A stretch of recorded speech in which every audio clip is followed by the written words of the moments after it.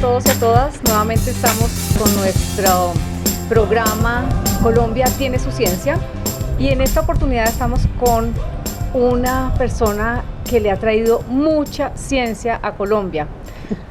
La doctora Ángela Restrepo, desde su casa en Medellín.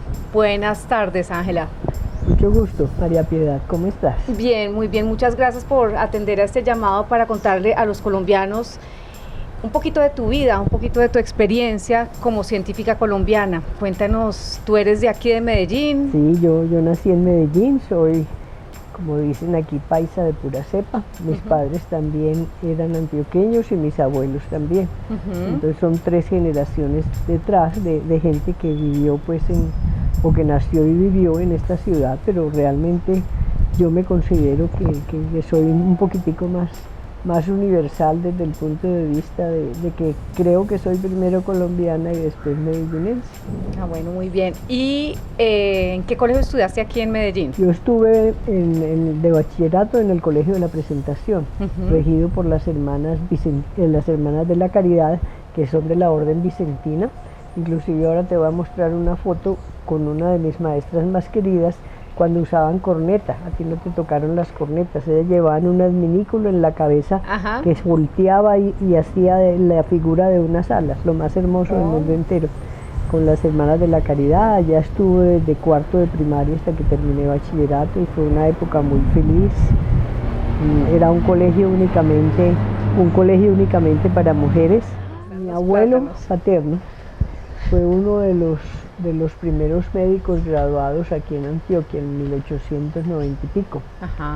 Y la casa donde ellos vivían tenía a la entrada a mano derecha su consultorio, porque en esa época los médicos tenían que hacer sus propias preparaciones porque no había medicinas que fueran preparadas o muy poquitas que pudieran ser preparadas. Entonces todos los médicos tenían una pequeña farmacia anexa a su consultorio. Y cuando yo pasaba para ir al patio donde nos dejaban jugar a los nietos, tenía a mano derecha su consultorio, y en su consultorio había 2 objetos que me llamaron mucho la atención porque eran brillantes, y ahora te muestro uno.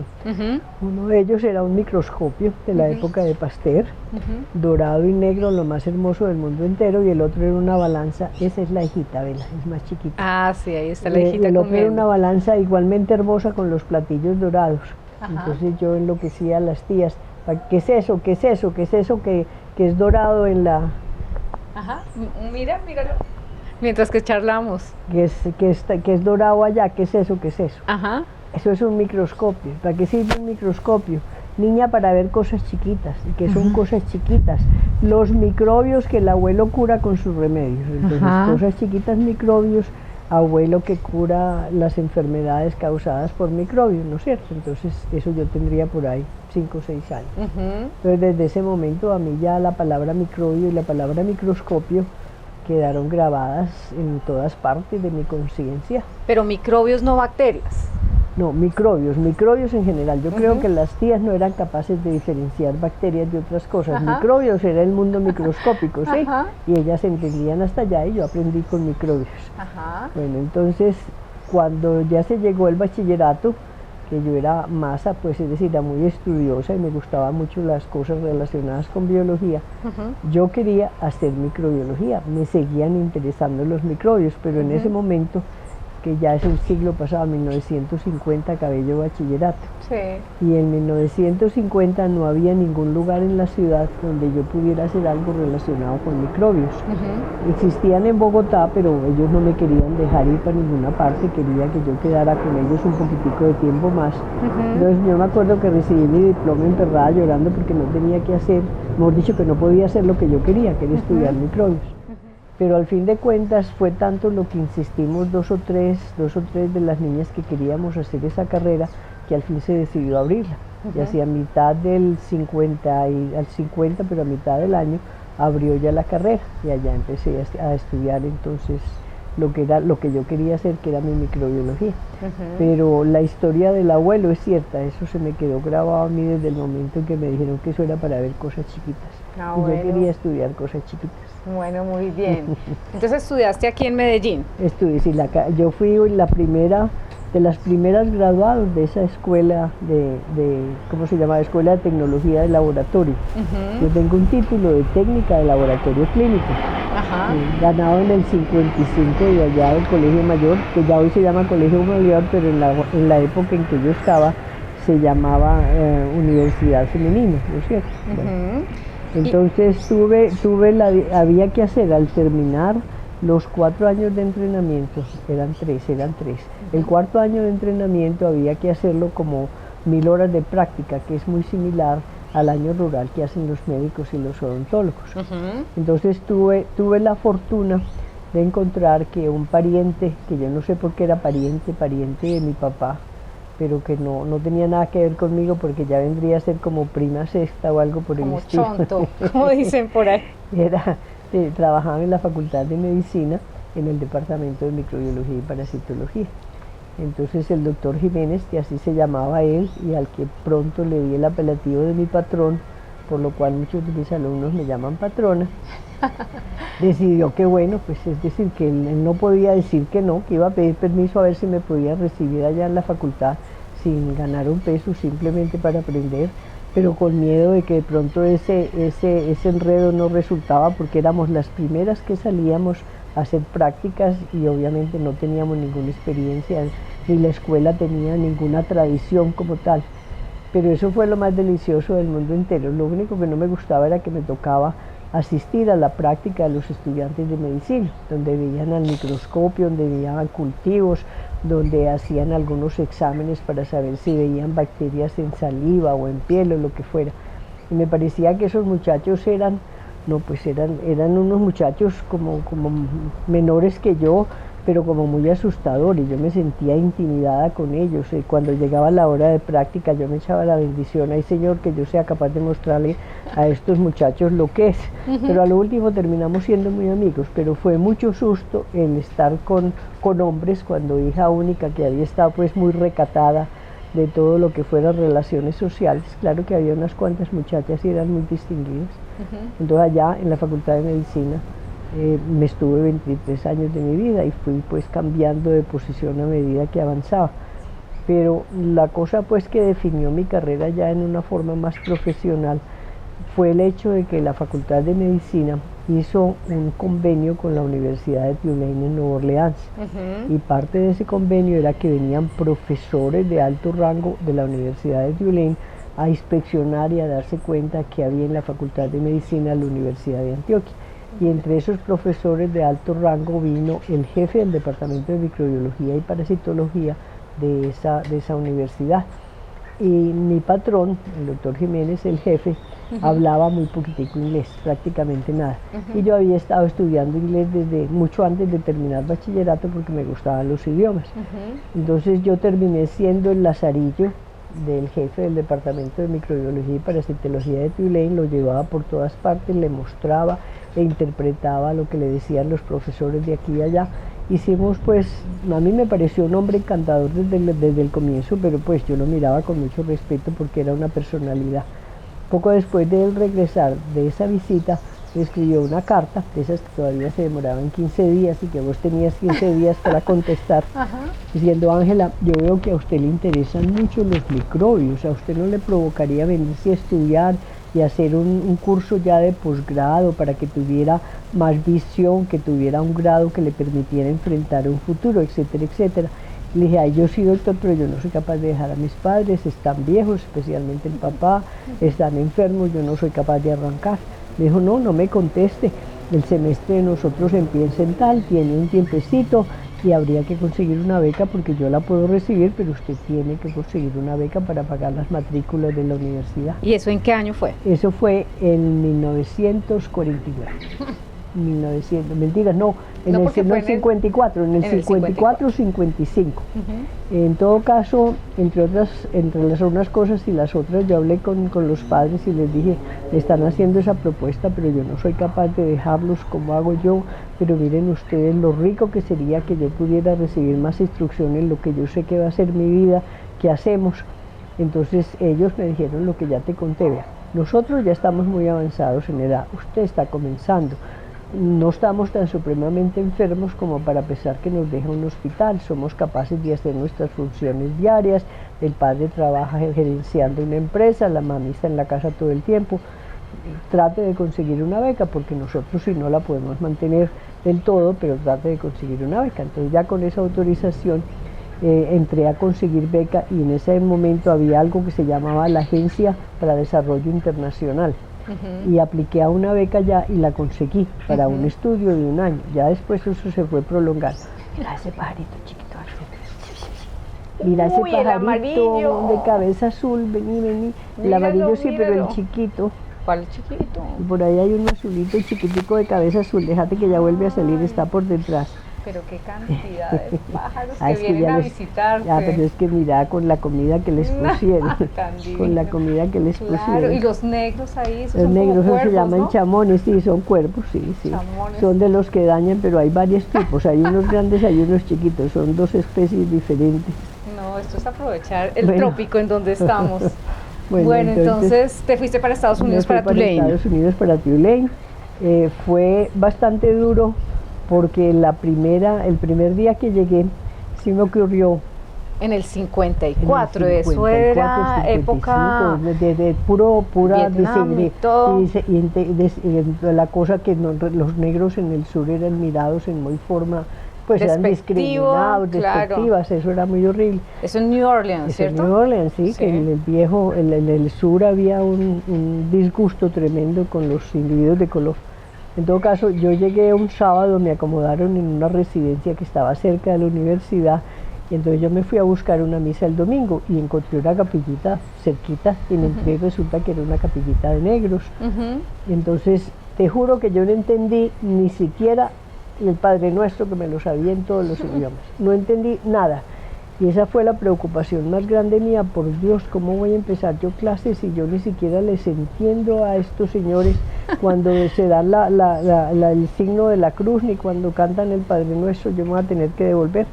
Después entendí que era que los de color allá tienen un acento muy peculiar. Sí, y hablan en una forma muy distinta, hacen diptongos, era pues una cosa diferente. En fin, entonces ya comencé pues allá en Tulane. Y el comienzo era que la universidad había organizado un curso especial para extranjeros, porque resulta que ninguno de los extranjeros que llegaba allá tenía dominio de química, ni de física, ni de matemáticas. Entonces había que ir al campus universitario, que era distinto a la Facultad de Medicina, y todos éramos como 25 latinos pues que estábamos metidos allá. Y a mí me estaba dando un trabajo el más tremendo aprender las cosas que nos enseñaba el profesor, porque yo no entendía. Nos hacía exámenes, quizzes cada 8 días, y yo pierda los quizzes. Cuando ya después de 2 meses de estar perdiendo semanalmente todos los exámenes, me fui a hablar con el doctor que me había llevado allá, me pedí una cita y le dije: doctor, mire, aquí tengo los resultados de mis exámenes de los últimos 2 meses, como si usted da cuenta, yo no tengo la capacidad de ponerme al ritmo de los estudios de ustedes en Estados Unidos. Yo le agradezco en el alma lo que usted ha hecho por mí, pero yo creo que yo me voy a regresar. Me da mucha tristeza reconocer mi incapacidad, pero estos son datos muy claros. Dijo: no se vaya todavía, espéreme, yo hablo con los profesores a ver qué es lo que pasa. Después de una semana me llamó, me dio otra cita y me dijo: vea, no se vaya a ir todavía, yo conseguí una niña que está terminando su doctorado en química, que tiene facilidad de estudiar con usted los sábados y los domingos 2 horas cada vez. Como una tutora. Como una tutora. Si usted puede conseguirse unos centavitos para pagarle a ella por lo menos el transporte y la alimentación, lo que fuera, ella con mucho gusto la atiende. Entonces así fue que estuvimos. ¿Cómo se llamaba esa tutora? Se llamaba Mary.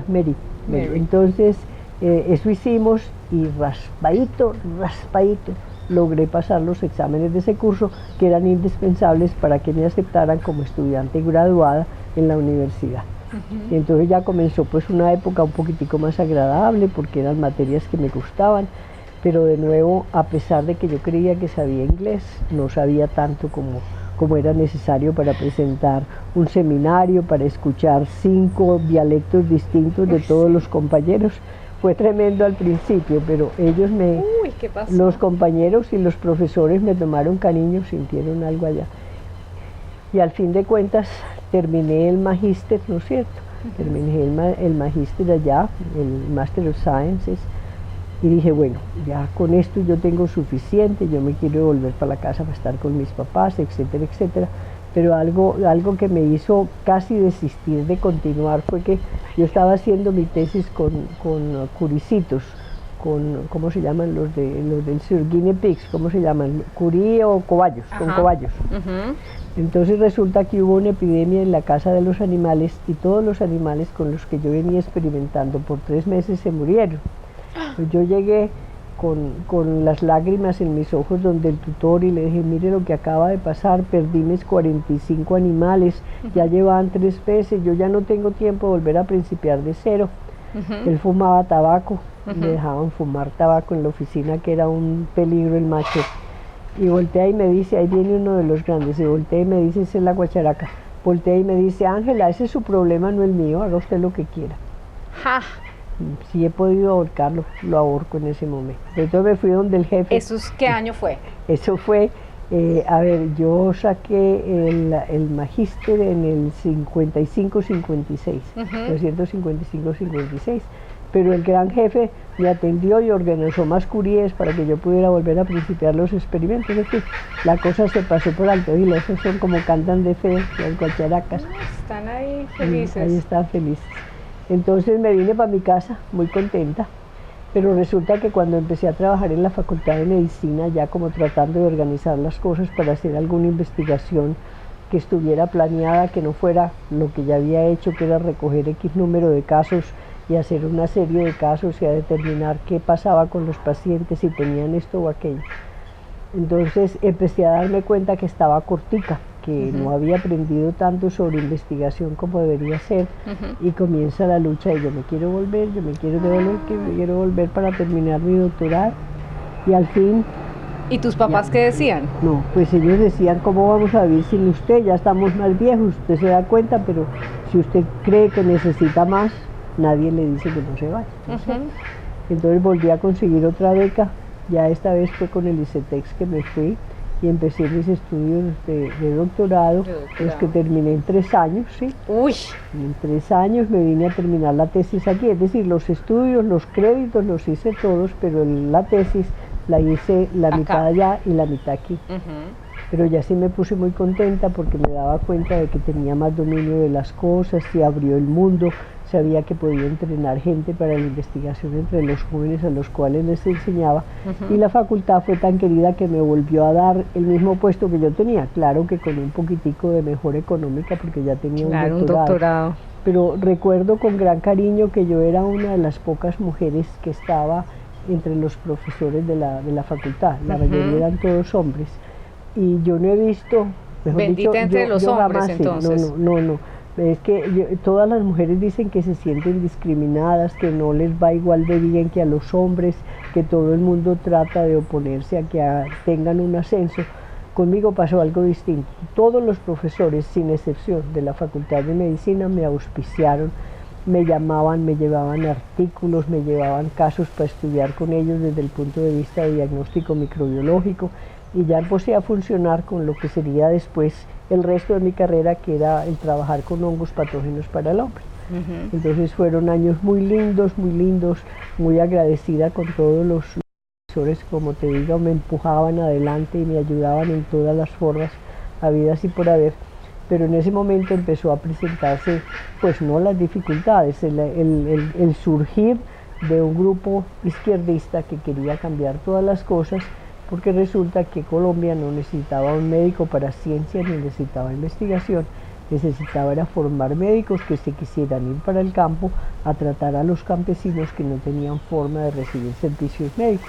Muy discutible, pero de todas maneras pues ya no teníamos los que nos gustaban hacer cosas raras, es decir, hacer investigación, no éramos mirados con mucho gusto.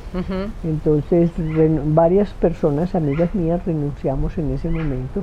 Eso fue en el 50-51, y tratamos de buscar qué íbamos a hacer, porque de estar uno 24 horas al día al servicio de la facultad y de los estudiantes para encontrarse en la calle sin otra facultad de medicina, porque en ese momento no había otra, pensaban fundarse otras, pero no la había.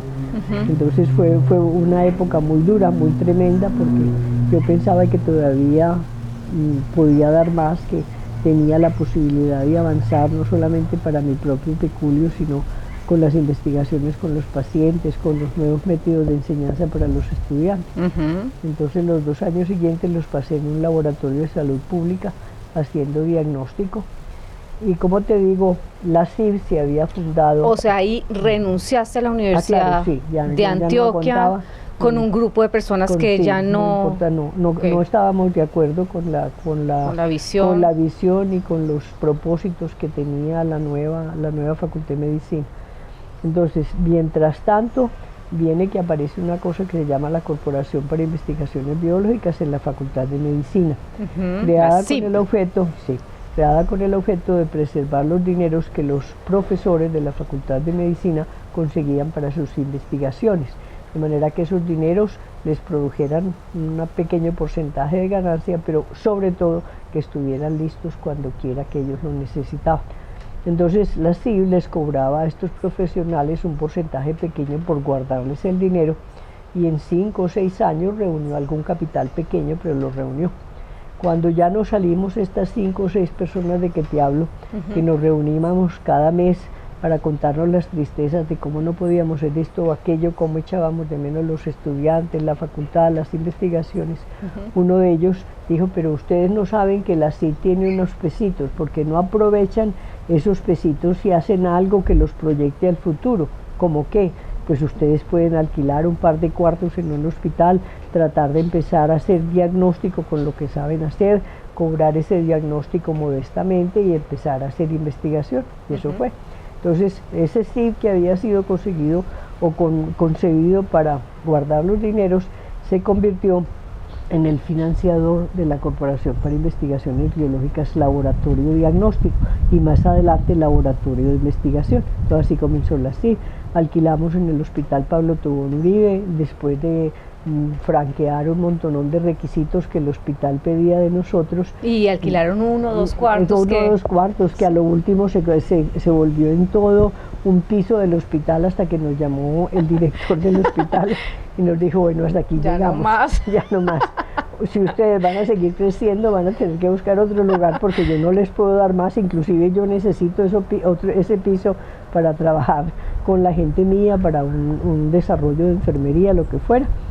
Entonces teníamos una junta directiva muy avanzada, muy especial, que eran industriales y empresarios muy famosos de aquí de la ciudad, y ellos resolvieron hacer un préstamo. Con ese préstamo compraron un local a todo el frente del Hospital Pablo Tobón Uribe. Después de que hubieran pagado ese lugar, entonces lo hipotecaron. Con la plata de la hipoteca empezaron a construir un edificio de 2 pisos, y a lo último se fue en un edificio de 4 pisos. Y en una forma pues muy especial nos ayudó la industria, nos ayudaron las empresas. Yo creo que no hay una baldosa en ese edificio que no haya sido sufragada por alguna de las empresas o de las industrias de Medellín, particulares también. Entonces ya en 3 años después empezamos a funcionar en nuestro propio laboratorio. Increíble. Y eso sí fue muy lindo. ¿Y eso en qué año fue? Eso fue más o menos en el 57, 58. Entonces, 57, 68, no, ya en el 60, porque yo regresé de Estados Unidos en el 59, ya trabajé en la Facultad de Medicina y después me pasé para la CIG. O sea, más o menos en el 63, 64. Entonces ya podíamos tener la condición de que teníamos 3 hospitales que podían tal vez requerir de nuestros servicios, que eran la Clínica Cardiovascular, la Clínica de la Universidad Pontificia Bolivariana, que acababan de fundar también, y el mismo Hospital Pablo Tobón Uribe. Entonces se conformó como un grupito de entidades de salud que trabajaban en forma bastante unida, y empezamos a entrenar muchachos que estudiaban en medicina en la Facultad de Medicina de la Bolivariana. Pues yo digo que el 50% de los que son profesionales hoy en la CIB fueron estudiantes de esa bolivariana, más adelante de la Facultad de Medicina, que les llamaba la atención lo que estábamos haciendo y se asomaban en los fines de semana, en las vacaciones, y poco a poco empezamos a seleccionar unos que ya mostraban interés por la investigación y por la microbiología, y poquito a poco se fue pues constituyendo un grupo de gente joven que pedía más y que pedía más, y nosotros nos matábamos por darles más porque sabíamos que ellos eran el futuro, y allá estuvimos muchos años. Nos pasamos luego al edificio propio, allá fue mucho mejor, conseguimos ayuda de Colciencias para las primeras investigaciones que hicimos. Fue una época muy linda de desarrollo. ¿Y cuáles fueron las primeras investigaciones que hicieron? Las primeras investigaciones que hicimos fueron relativamente sencillas. Cuando yo estaba en Tulane para mi tesis, había preparado un producto para tratar de hacer una prueba cutánea parecida a la tuberculina, que si tú la aplicabas en la piel y te daba positiva, eso quería decir que tú habías estado en contacto con el hongo del cual se había obtenido el producto. Y hay una enfermedad con la que yo trabajé muchísimos años, que tiene un nombre muy raro, paracoccidio idomicosis, que nunca se supo, y aún hoy día, dónde vivía el hongo, cuál era el hábitat, pero sí sabíamos que los pacientes que eran atacados por ese hongo sufrían muchísimo. ¿Y en qué parte del cuerpo? Generalmente entra por pulmón, pero en el pulmón se confunde con tuberculosis. Y el 80% de los pacientes que tenían esta forma primaria pulmonar, es decir, por donde entraba el hongo, eran clasificados como tuberculosos y tratados como tal inútilmente, lo cual hacía que la enfermedad progresara durante ese tiempo que estaban sometidos a un tratamiento no específico. Ok, volvamos entonces a la CIP, y ahí entonces con los grupos que empezaste a liderar, ¿te volviste la directora de esa entidad? No, yo no fui nunca directora. ¿Ah, no? A mí no me gustan los cargos administrativos, no me gustaron. Era tal vez directora científica o era jefe de investigaciones o lo que vos querás, pero no administradora.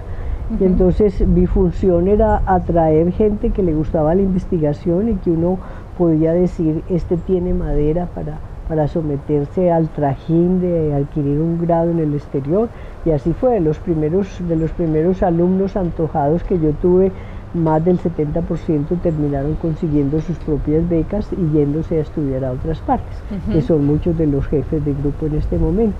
Entonces eso era muy lindo porque era no solamente dar sino recibir. Tú sabes que la gente joven tiene ideas distintas a las de uno, y los jóvenes son contestatarios, ellos no se tragan lo que uno dice, ni porque uno crea que en un libro viejo dice esto o aquello. Ellos tienen sus propias ideas, y gracias a esas propias ideas es que la ciencia avanza y que se hacen cambios distintos. Así que fue una época gozosa, del principio al fin, haber compartido con ellos el gusto por la enfermedad y el gusto por la investigación, porque fuera de la enfermedad mía había gente trabajando con tuberculosis, había gente trabajando con ciertas formas de parasitosis. Entonces era un ambiente muy delicioso que llamaba a la unión desde el punto de vista de buscar el ánimo científico en los muchachos que llegaban, en colocarlos con un tutor que pudiera estimularlos en el trabajo exploratorio.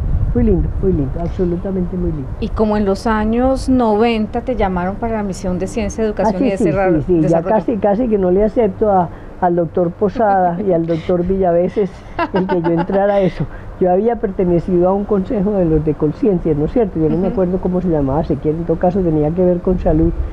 Y un día me llamó el doctor Forero, que acuérdate que trabajó con tu papá era el vice y el otro era el presidente, y entonces me dijeron, vea, con ocasión de una propuesta que le hiciera el doctor Yunás en una reunión al presidente de Colciencias, que era el doctor Forero, él considera que llegó el momento de formar una misión para que este país despierte a la investigación y a la educación en ciencias y en todo lo demás, y yo la voy a nombrar a usted. Le dije, doctor Forero, usted está tonto, pero si yo no soy sino una, pues yo no trabajo sino con bichitos, yo no sé trabajar con gente de este tamaño, ¿cómo me va a juntar usted con su persona, con Villaveses, con con toda esa gente tan supremamente importante que ya tiene años en educación, en puestos oficiales, no, yo no soy capaz, que la necesitamos, la necesitamos.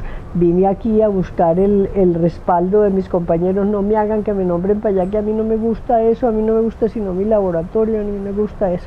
Bueno, de todas maneras allá terminé y fueron 3 años de un trabajo que, como seguramente tu padre te ha relatado, claro. Eso no había ni sábados ni domingos ni nada, ya estábamos todos clavados, y a veces venían los de Bogotá a trabajar aquí en los fines de semana para que yo no tuviera que viajar siempre a Bogotá, pero fue una experiencia completamente extraordinaria, no solamente desde el punto de vista de que uno sabía que posiblemente al país le iba a convenir que nosotros reflexionáramos sobre esas cosas, sino por la gente con la cual estábamos. Sí. No solamente eran los 10 misioneros como nos llamaban, sino que eran cada una de las personas que trabajaba con nosotros.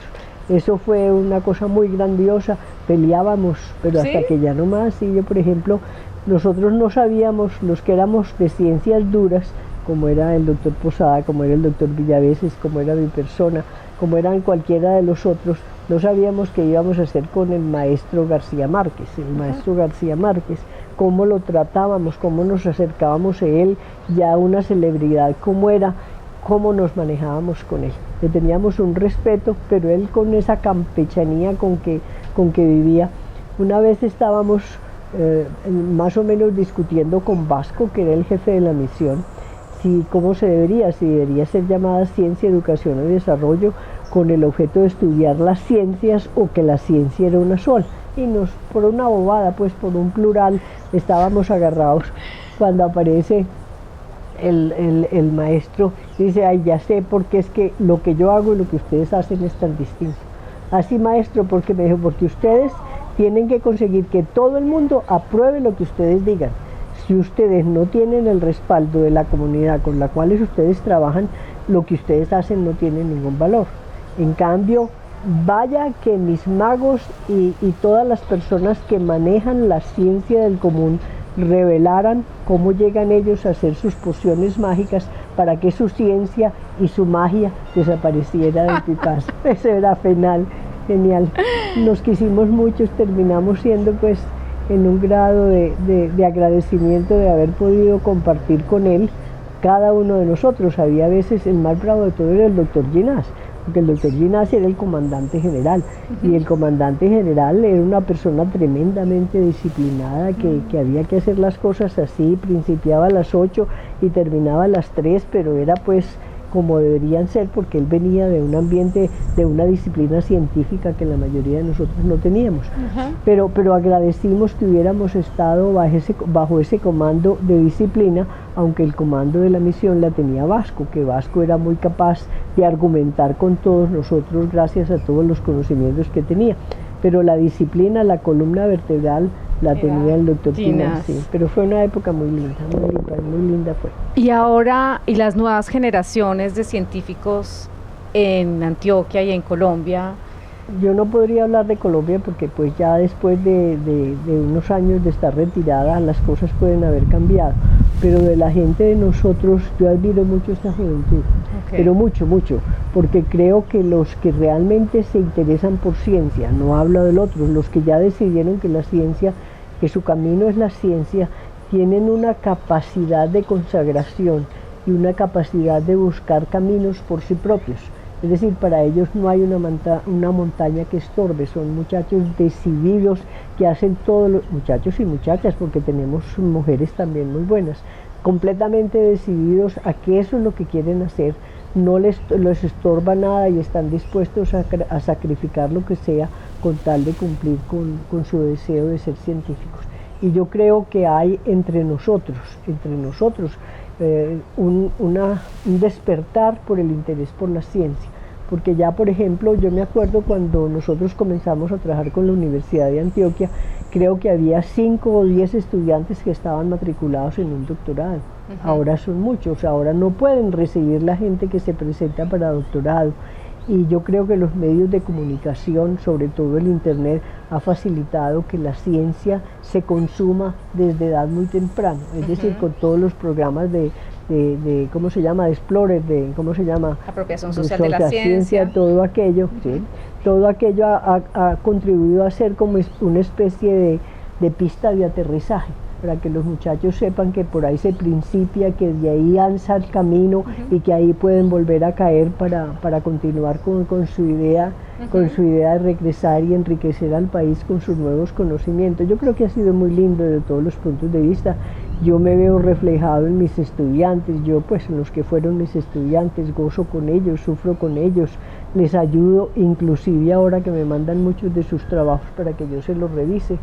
Es muy lindo ver cómo va creciendo el amor por la ciencia y cómo son capaces, a pesar de las dificultades de este país desde el punto de vista económico, de decir: yo quiero hacer ciencia en este país. Entonces, con ese ánimo de yo quiero hacer ciencia en este país, cerramos este programa agradeciéndote tremendamente esta entrevista para que todos los colombianos conozcan quién es Ángela Restrepo, una pionera en la ciencia en Colombia, y a ustedes los esperamos en el próximo programa porque Colombia tiene su ciencia.